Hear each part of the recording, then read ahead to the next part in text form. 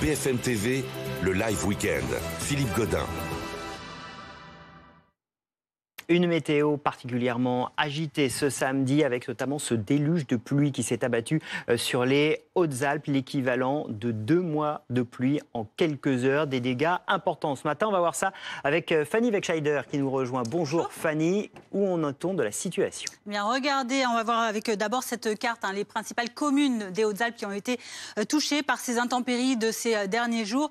Hier, c'était encore le cas à Val-d'Audemarre, à Châteauroux-les-Alpes et puis surtout à Aiglié, Guillestre ou Risoul. C'est dans ces 3 communes qu'on va aller voir les images assez impressionnantes. Vous allez le voir, vous le disiez, il est tombé en seulement 48 heures l'équivalent de 2 mois de pluie. À Aiglié, c'est cette montée des eaux, donc elle a commencé hier. C'est le torrent Sainte-Catherine que vous voyez derrière moi qui a débordé et qui a donc inondé ces routes. La route nationale 94 est toujours coupée à la circulation.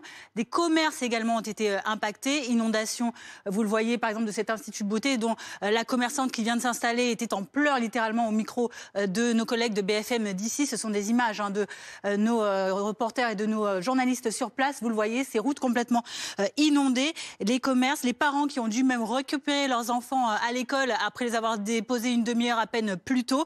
La maire de Aiglié demande que l'État reconnaisse l'état de catastrophe naturelle pour sa commune. On va voir à Risoul également des images assez impressionnantes. C'est le torrent des Chalpes cette fois-ci que vous voyez ici, qui a gros bouillon donc hier, avec donc au pied de la station de ski de Risoul, cette eau abondante qui a failli faire s'écrouler 2 ponts. On en a vu un premier, là le deuxième, et donc les tractopelles qui étaient à l'œuvre hier, vous le voyez encore sur ces images de BFM d'ici, en train d'évacuer les gravats, les arbres qui sont tombés et qui bouchaient donc le passage de l'eau et qui faisaient remonter l'eau, notamment qui commençait, vous le voyez à droite, à abîmer également la route qui est toujours impraticable et donc qui bloque la station, qui reste toujours isolée du monde. À Guillestre également, regardez sur ces images que vous allez voir également, c'est la zone d'activité, celle du parc, du camping également, qui ont été particulièrement touchés par ces inondations, par ces fortes pluies. Les habitants ont dû être évacués comme dans d'autres communes.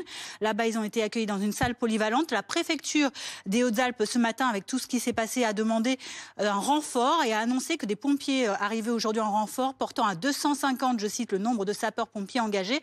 Alors regardez les conséquences de ces catastrophes de ces dernières heures avec ce bilan des inondations. Ce sont toujours 4000 foyers qui sont privés d'électricité à l'heure actuelle, vous le voyez, un réseau téléphonique toujours perturbé, c'est très difficile. Et puis la qualité de l'eau potable pourrait être altérée ces prochaines heures. Enfin, Renaud Muselier, le président de la région Sud, a annoncé qu'il allait aider les habitants. Il a apporté leur soutien et surtout, il a débloqué un fonds pour venir en aide donc à ces sinistrés. Merci Fanny pour toutes ces explications. On suit évidemment la situation.